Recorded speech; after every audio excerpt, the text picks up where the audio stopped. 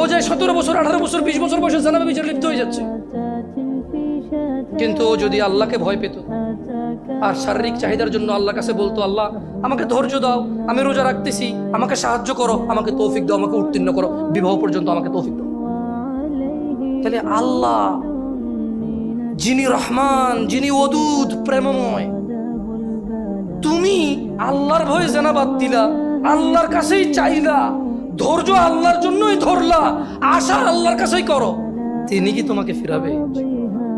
তিনি হচ্ছেন উনি যিনি 99 জনকে হত্যা করার পর শুধু উনার কাছে শাস্তির ভয়ে আছে কিনা আমার মুক্তির উপায়, আমার কি ক্ষমা হবে, ক্ষমা কার থেকে? তাহলে ওই যে বনি ইসরায়েলের ঘটনা, ও 99টা মানুষকে মারার পর কার কাছে ক্ষমার জন্য, ক্ষমা হবে কিনা ব্যাকুল হয়ে গেছে, কার কাছের জন্য?